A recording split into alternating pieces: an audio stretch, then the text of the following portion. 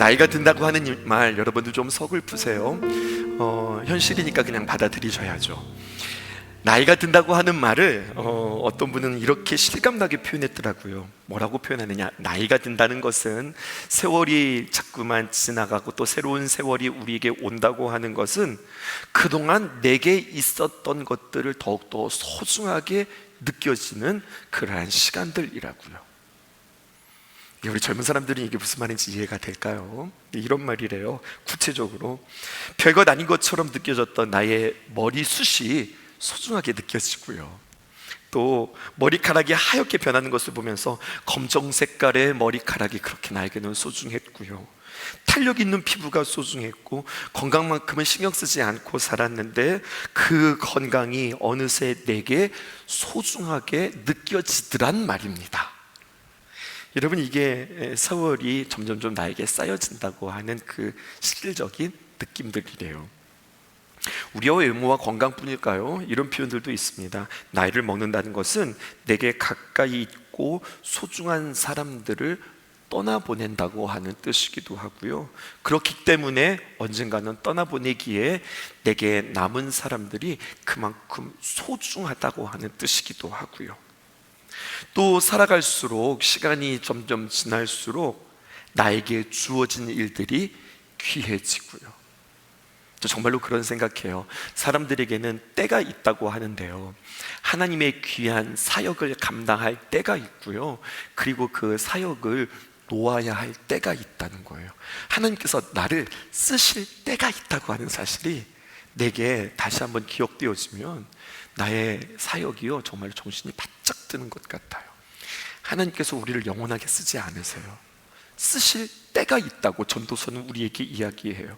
또 인정받고 존경을 받는 일이 많아지면 많아질수록 인정해주고 존경해준다, 이것으로 마냥 좋은 것이 아니라 인정해주고 존경해주는 만큼 무엇인가를 책임져야 하는 일들도 그만큼 많아진다고 하는 뜻이고요, 세월이 지나 늙은이가 되는 것이 아니라 어른이 되기를 원하고 누구에겐가 짐이 되어지기보다 힘이 되어지는 사람 되었으면 좋겠다라고 하는 마음들이 들기 시작하면 그 사람은 점점 나이가 드는 것뿐만 아니라 철이 드는 것이라고 그렇게 이야기를 하더라고요.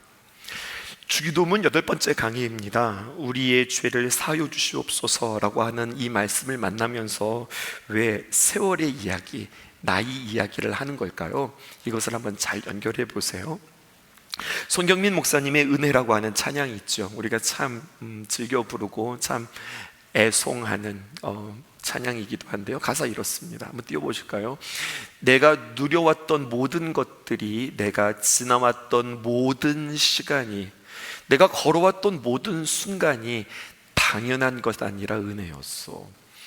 아침 해가 뜨고 저녁에 노을, 봄의 꽃향기와 가을의 열매, 변하는 계절의 모든 순간이 당연한 것 아니라 은혜였소. 내가 이 땅에 태어나 사는 것, 어린아이 시절과 지금까지 숨을 쉬며 살며 꿈을 꾸는 삶, 당연한 것 아니라 은혜였소. 내가 하나님의 자녀로 살며 오늘 찬양하고 예배하는 삶, 복음을 전할 수 있는 축복이 당연한 것이 아니라 은혜였어. 그러면서 후렴에서는 이렇게 찬양하죠. 모든 것이 은혜, 은혜, 은혜, 한없는 은혜. 내 삶에 당연한 것 하나도 없었던 것을 모든 것이 은혜였습니다 고백하는 것이 이제 이 찬양의 가사잖아요. 근데 여러분, 모든 것이 하나님의 은혜라고 이야기하지만 여러분, 하나님의 은혜 중에 최고의 은혜가 있다고 하는 사실을 여러분들 아셔야 돼요. 모든 것이 다 은혜입니다. 맞는 이야기예요. 근데 성경이 우리에게 여러분, best of the best, 최고의 은혜가 있단 말이에요. 이것을 아십니까? 무엇이 최고의 은혜라고 생각하세요? 오늘 주기도문에 이것이 최고의 은혜입니다 라고 우리에게 가르쳐 주시고 있어요. 그것은 바로 무엇이냐? 가장 위대하고 중요한 은혜는 죄사함의 은혜, 속죄함의 은혜다. 성경이 이것을 우리에게 이야기해 주십니다. 우리에게 그렇게 부어주시는 하나님의 은혜, 하나님의 사랑, 그 은혜를 누리기보다요, 여러분, 가장 중요한 것은 뭐냐면 하나님께서 그렇게 은혜를 주셔서 맞아, 은혜구나, 우리가 감사하면서 만족하면서 살아가게 되어지는데, 근데 여러분 언제나 그 은혜를 누릴 때에 사탄은 그냥 놔두지 않는다니까요. 그 은혜를 뺏어요. 그 은혜의 누림을 회방하기 위하여서 어떻게 하느냐, 우리를 공격한단 말입니다. 이걸 아셔야 돼요. 가장 최고의 은혜는 속죄함의 은혜라고 그랬는데 그 은혜를 방해하는 겁니다. 어떻게 해요? 우리에게 판단함과 그리고 정죄함을 통하여서 감격보다는 두려움으로, 그리고 우리의 마음과 양심을 공격하여서 우리를 주눅들게 만든다고요. 하나님의 가장 큰 은혜가 속죄, 대속의 은혜인데 그것이 아무것도 아닌 것으로 만들어 버려요. 구체적으로 이야기할까요? 여러분, 오늘 제가 오늘도 이 자리에 서서 여러분들 설교하고 있는데, 설교하는 사람이 가장 힘든 것은요, 많은 사람들 앞에서 어떤 설교를 해야 되는 이 현실이, 이 상황이 어렵기보다는요, 이제 이거는요 많이 해보면 그래도 좀 우리에게 익숙해져요. 진짜 어려운 건 뭔 줄 아세요? 내가 그렇게 살지 못하면서 내가 참 죄와 허물을 가지고 있으면서 성도들에게 죄와 허물을 이야기하고, 그리고 무엇보다도 우리가 하나님 앞에 내가 그렇게 살지 못하면서 여러분 우리가 이렇게 살아야 됩니다라고 이야기할 때가 정말로 죽을 듯이 힘든 거예요. 자칫 잘못하면요 전혀 그렇게 살지 않고 설교만 멋들어지게 그렇게 할 수 있는데, 여러분 이것만큼 고통스러운 일은 없다니까요. 그러고 나면 정말로 공허하고 이게 뭔가 싶은 거예요. 이러한 어떤 두려움, 이러한 양심의 가책, 눌림들이 있을 텐데, 늘 한쪽에서는 이러한 속상임들이 있죠. 네가 어떻게 설교할 수 있어? 내가 조금 전에도 이러한 마음이었는데, 너의 삶이 이렇게 무너짐이 있는데, 이러한 죄와 허물이 있는데 어떻게 성도 앞에서 내가 말씀을 전할 수 있지? 근데 이것은 비단 설교하는 사람들 뿐만 아니라 많은 이들이 그런 일들을 감당할 것 같아요. 앞에서 안내하면서, 아니 남편에다가 그렇게 웃어주지, 뭐 다른 사람들한테는 그렇게 쌩글쌩글 웃어주면서 뭐 나한테는 그렇게 웃어주지도 못하는 거야. 남한테 친절하지 말고 나한테나 친절해, 뭐 이럴 수도 있고요. 앞에 나와서 찬양하는 사람들, 찬양대라든지 찬양단이라든지 앞에서 마이크를 잡고서 막 찬양을 하지만 결국 그 찬양의 가사대로 살지 못하는데, 그럼에도 찬양해야 되는 내 자신이 때로는요 너무나도 괴로울 때 있고요. 특별히 아이들을 가르치는 교사들은요, 아니 내 자식도 지금 못 가르치고 내 자식도 예수님 못 믿게 하면서 누구를 가르쳐서 지금 예수를 믿게 하겠다는 거야? 뭐 이러한 갈등들도 우리에게 있을 수 있고, 우리가 만나는 어떤 사역의 현실 속에서 악한 마귀 사단은 너나 잘해, 너는 똑바로 하고 있어, 이러한 정죄감이 몰려올 때마다 그게 거짓은 아니기 때문에 얼마나 우리의 삶 속에서 무너지게 하고 그리고 주눅들게 하는지 몰라요. 이건 분명한 두려움이고 양심의 가책이거든요. 그런데 성경은 이 두려움을, 이 양심의 눌림을 이기는 비결이 있다고 우리에게 이야기해요. 두려움을 이기는 비결, 여러분 그것은 두려움의 반대가 무엇인지 알 때 이길 수 있는 거예요. 어두움을 이기는 것은 어두움을 이기는 빛이 올 때에 어두움이 물러가듯이 말입니다. 우리가 무언가를 채우기 위해서는 무언가를 꽉꽉 눌러서 채우는 것이 아니라 무언가를 비워낼 때 채워지는 것처럼, 여러분 두려움, 이러한 가책들이 물러나가는 놀라운 비결이 있는데, 이것은 하나님의 은혜인데, 그것은 바로 무엇이냐면 언제나 두려움의 반대는 용기라고 했어요? 아니라고 그랬죠. 두려움의 반대는 믿음이라 하였단 말입니다. 그런데 그 믿음은 내용을 담고 있어요. 무슨 내용을 담고 있느냐? 믿음의 내용이란 이런 것입니다. 하나님께서 나의 연약함을 도우시고 나의 죄와 나의 허물을 용서하시고 나를 정말로 함께 하시고 그리고 나를 지키시는 하나님의 십자가의 사랑이 있다고 하는 사실을 내가 믿을 때에 내가 두려움에서 내가 이길 수 있고, 그리고 그 양심의 눌림 가운데에서 자유할 수 있다는 겁니다. 그런데 여러분, 오늘 이 밤 저는 여러분들에게 조금 더 본질적인 이야기들을 하고 싶습니다. 이렇게 질문해 볼게요. 여러분, 하나님께서 나의 연약함을 도우세요. 주님께서 나의 죄를 용서해 주세요. 주님께서 나에게 은혜를 베풀어 주세요. 근데 이런 생각해 보셨어요? 왜? 주님께서 왜 나를 용서해 주실까요? 혹시 이거 대답하실 수 있는 분 계세요? 주님께서 왜 나를 용서해 주실까요? 사랑하셔서. 그럼 또 이렇게 질문해 볼게요. 하나님 나를 왜 사랑하실까요? 하나님의 자녀니까. 그럼 왜 또 이렇게 나와요? 왜 하나님이 나를 자녀 삼아 주셨을까요? 뭔가 계속 도는 질문들이 우리에게 와요. 여러분, 이것을 아셔야 됩니다. 하나님께서 나를 사랑하시고 내게 그 놀라운 Amazing Grace, 놀라운 사랑을 우리에게 베풀어 주시는 이유, 나를 위하여서 독생자 예수 그리스도를 주시기까지 나에게 그렇게 크신 사랑을 베풀어 주신 이유, 그것은요 한 가지예요.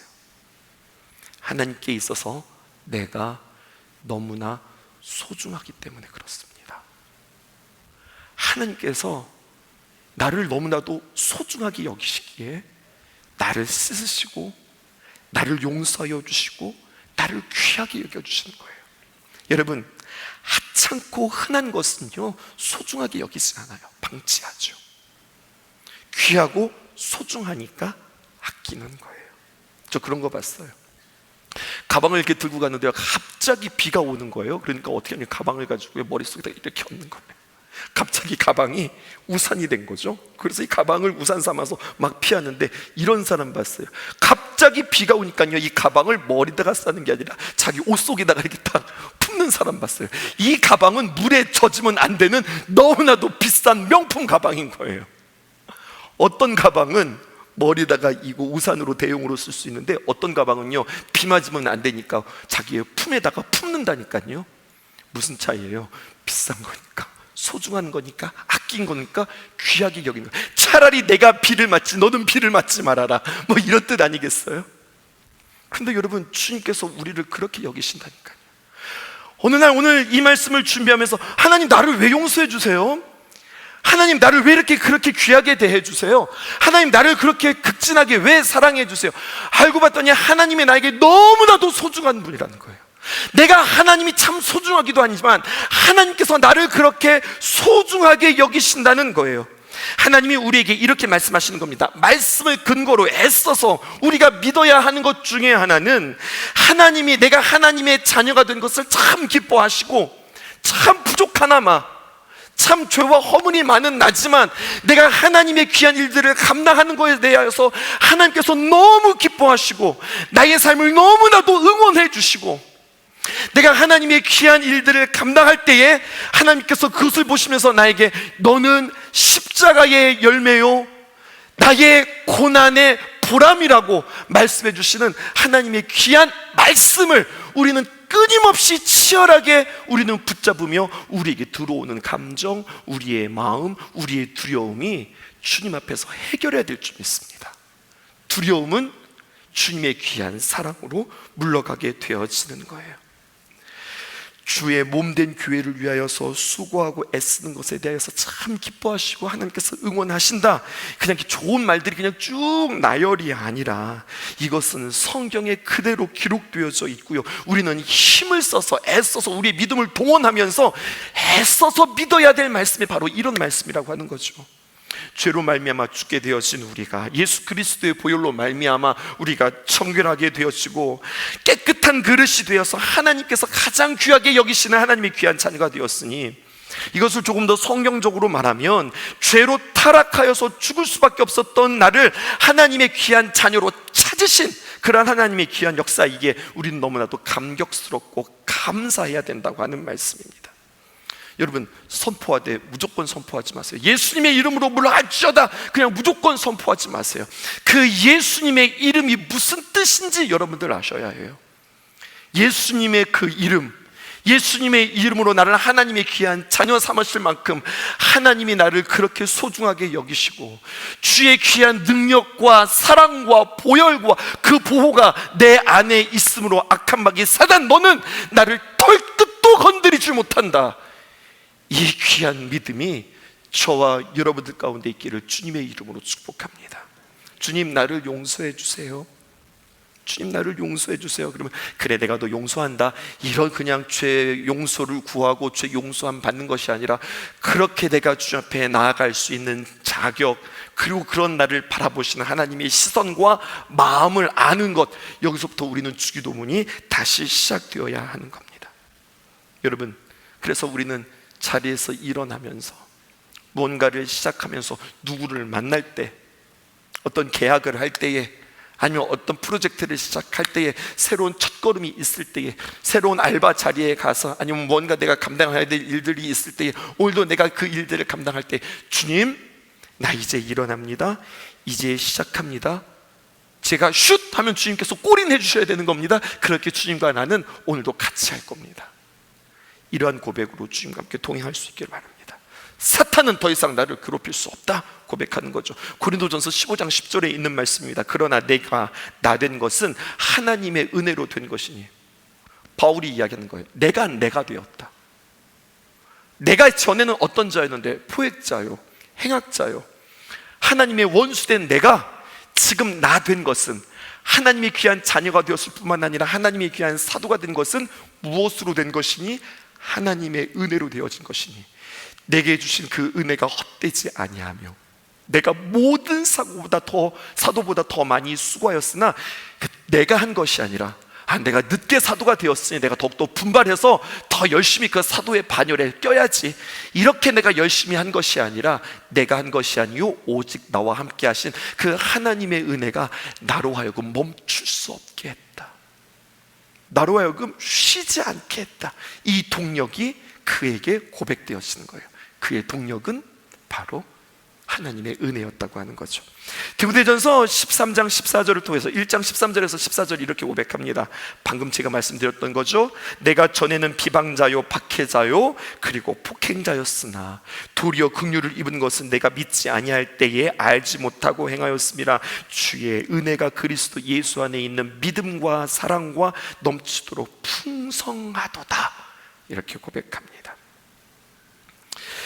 나에게는 그래서 갈라디아서 1장 14절에 있는 말씀, 우리 주 예수 그리스도의 십자가 외에 결코 자랑할 것이 없으니 그리스도로 말미암아 세상이 나를 대하여 십자가에 못 박히고 내가 또한 세상에 대하여 그리하다 고백하는 이 사도 바울의 감격에 찬 이 고백,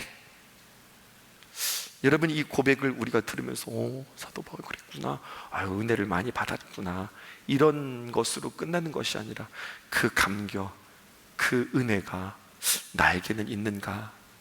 나는 십자가의 은혜와 그 사랑이 어떻게 고백되어지는가 생각해 볼 수 있기를 바라요.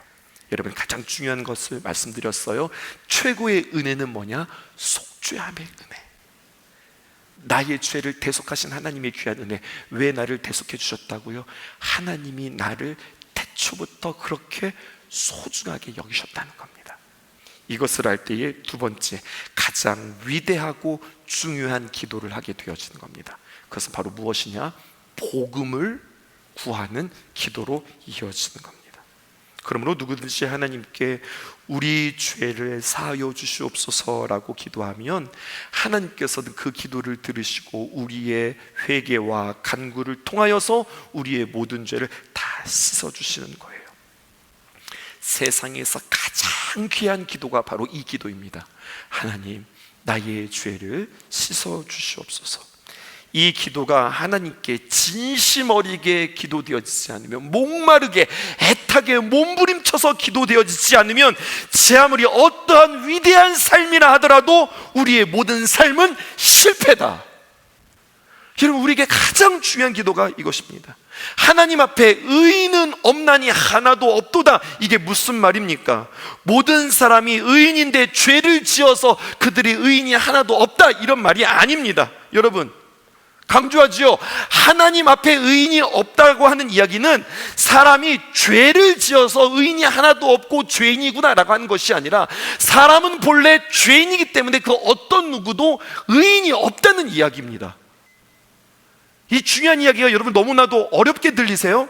다시 한번 이야기해 볼까요? 내가 죄인이에요. 근데 왜 죄인이에요? 내가 죄를 지었기 때문에 내가 죄인이다, 이게 아니란 말입니다.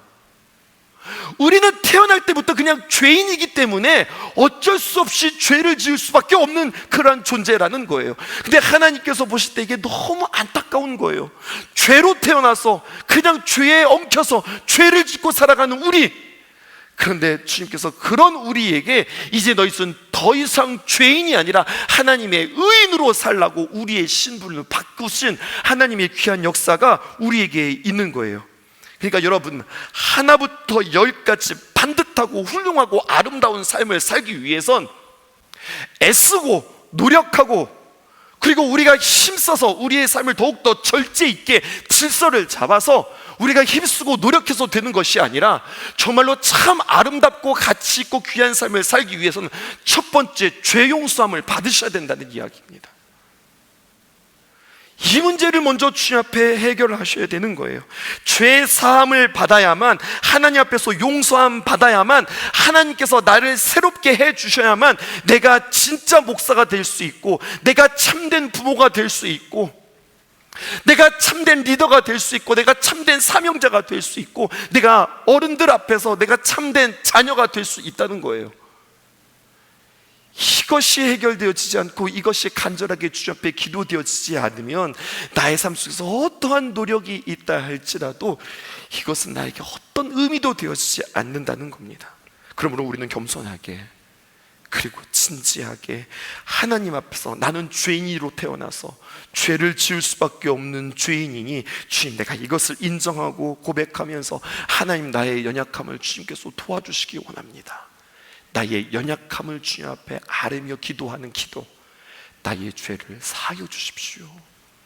내가 이 죄를 지었는데요, 하나님 이 죄를 용서해 주세요. 이 기도뿐만 아니라 나는 주님의 도움이 없으면 또 넘어지고 죄를 짓고 흔들릴 수밖에 없는 존재이니 날마다 나는 주님의 도우심을 구하면서 살아갑니다. 그러면서 주님, 나를 용서해 주세요. 그 말은 주님 써주세요 이런 뜻만 아니라 주님, 나에게 도움이 되어주세요 라고 하는 기도라는 거죠. 마지막입니다.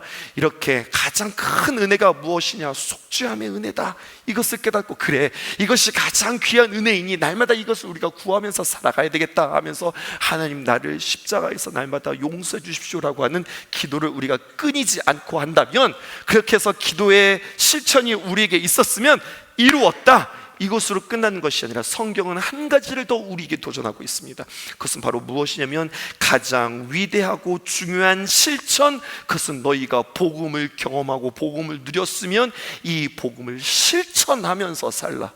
복음을 받았으면 복음을 전하면서 살라.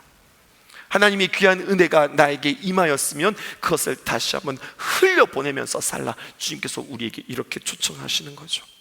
주님께서 우리에게 죄를 사하여 주시옵소서라고 기도를 가르쳐 주신 것으로 끝나지 않았습니다.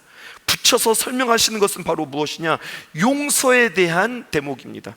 이처럼 용서하라는 거예요. 어떻게요? 마태복음 6장 14절에서 15절에 너희가 사람의 잘못을 용서하면 너희 하늘 아버지께서도 너희 잘못을 용서하시려니와 너희가 사람의 잘못을 용서하지 아니하면 너희 아버지께서도 너희 잘못을 용서하지 아니하시리라.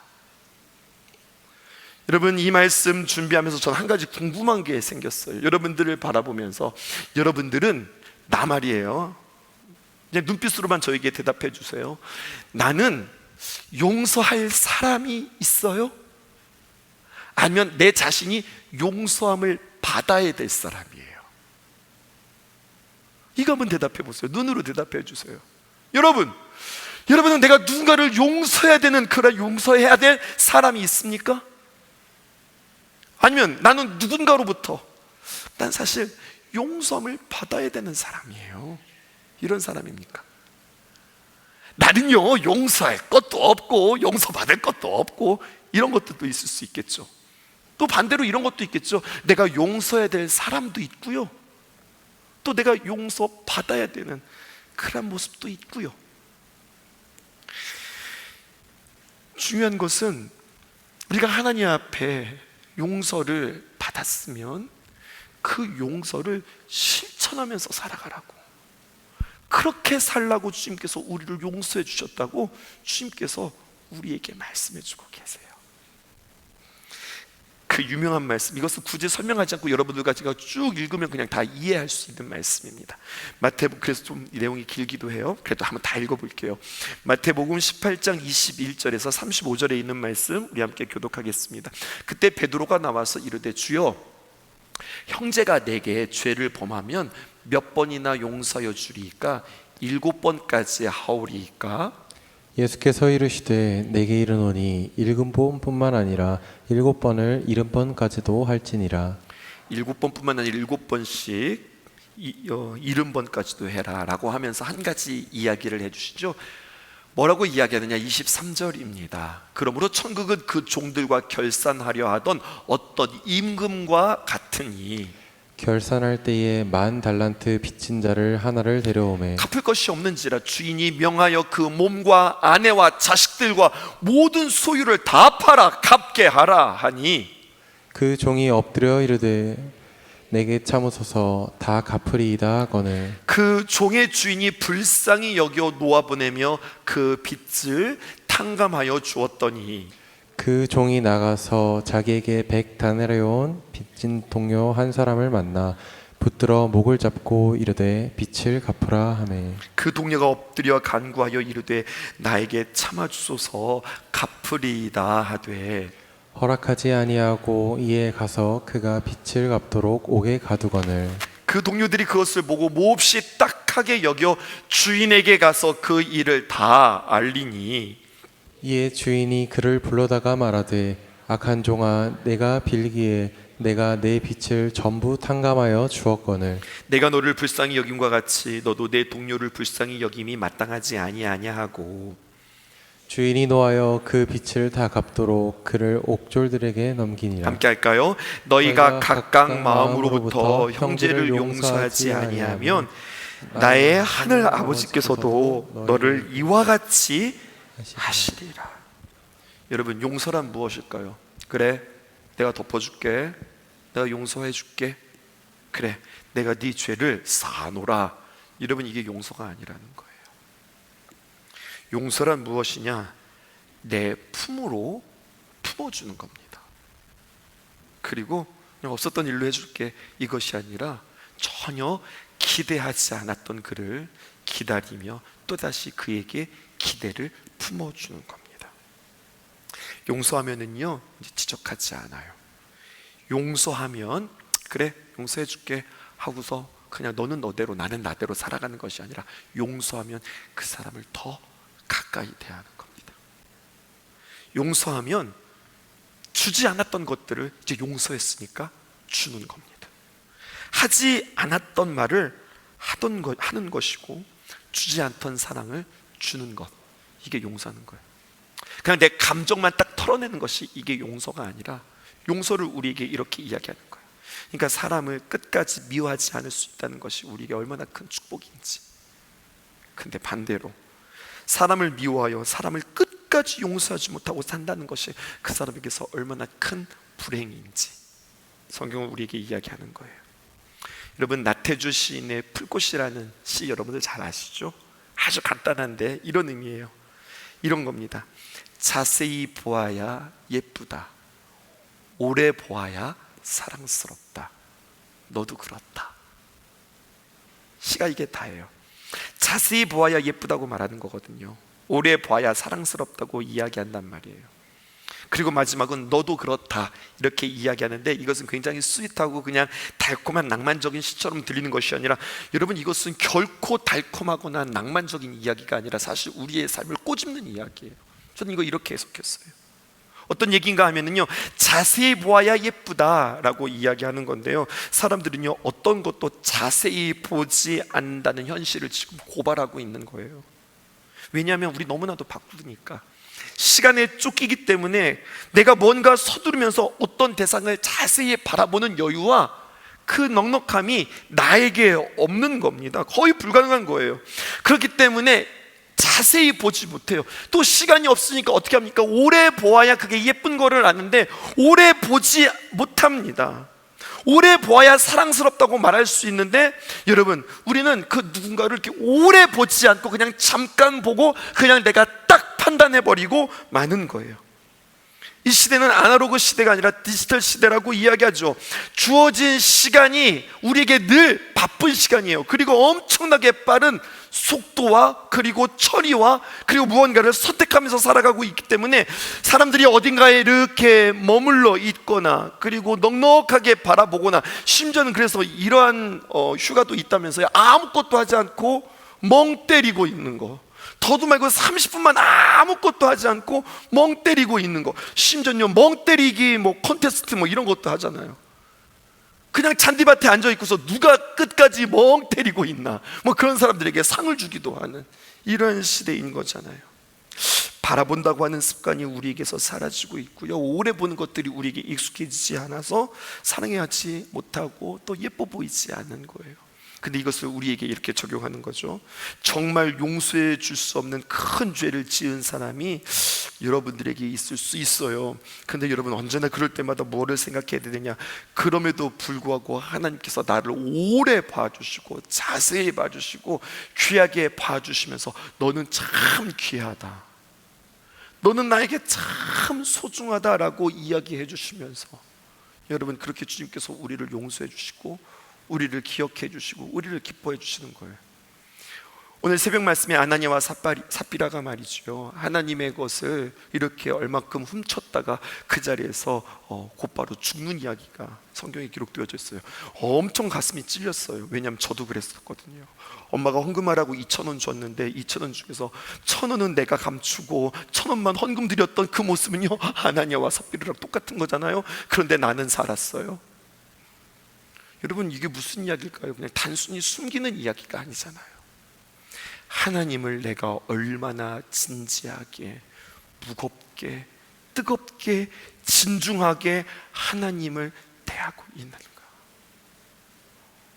감히 이렇게 이야기하겠는데요, 어쩌면 목사님을 대하는 것보다 하나님을 대하는 것이 더 버릇없고 더 우습고 더 쉽게 대할 수 있는 우리들의 모습일런지도 모르겠어요. 그렇게 주님의 귀한 말씀이 우리에게 이렇게 이야기합니다. 내가 너를 사랑하여 용서하였으니 너도 이 땅에 살아가면서 용서하면서 살지 않겠니? 그게 바로 예수님을 닮은 삶이고요, 예수님 닮은 사람이 복받는 사람이에요. 여러분, 우리가 예수님을 닮지 않고서 어떻게 하나님의 그 놀라운 복을 받을 수 있겠어요? 이 훈련이, 이 마음이 우리에게 있기를 여러분들 축원하고 그리고 도전합니다. 우리 죄를 사하여 주시옵소서라고 하는 기도뿐만 아니라 또 다른 하나, 우리에게 죄 지은 자를 사하여 줄 수 있는 하나님 넉넉함, 기다림, 오래 바라봄, 그리고 우리의 여유를 주님 허락해 주십시오라고 기도하는 것.